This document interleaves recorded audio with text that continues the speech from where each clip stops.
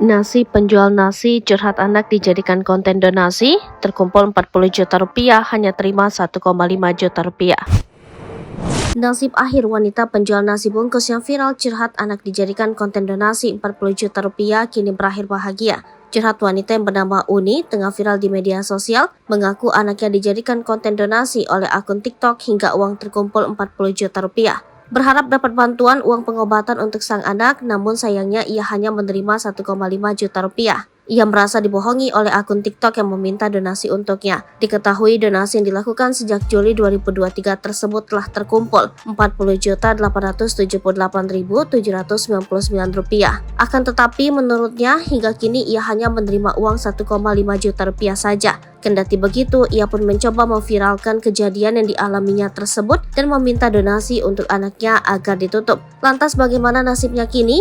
Nasib akhir penjual nasi bungkus ini berakhir bahagia. Uni diketahui berjualan nasi bungkus demi mengobati anaknya Omer yang mengalami kelumpuhan. Anak Uni yang usianya hampir 7 tahun tersebut otaknya masih setara dengan anak usia 2 tahun karena pernah sakit cerebral palsy. Omer bahkan sudah menjalani operasi 3 kali agar bisa berjalan. Sebelumnya ia mengalami lumpuh selama 5 tahun. Setelah meminta penggalangan dana ditutup, Uni dan Omer pun akhirnya menerima uang donasi tersebut. Setelah bertemu dengan tim kitabisa.com, Uni pun mengaku mendapat penjelasan bahwa donasi yang terkumpul merupakan haknya dan bisa dicairkan sesuai kebutuhan. Ia lalu mengunggah fotonya bersama Omer sambil memegang kertas bertuliskan penyaluran bantuan hasil galang dana Rp21.359.750. Netizen pun penasaran kenapa uang yang diterima hanya setengahnya.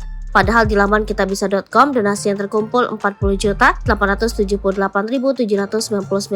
Menurut Uni, uang tersebut sudah dipotong biaya operasional. Sementara itu di laman kitabisa.com dijelaskan bahwa masih ada uang sisa Rp7.949.824 yang akan disalurkan untuk kebutuhan pengobatan di bulan berikutnya. Berikut rinciannya. Donasi terkumpul Rp40.981.508.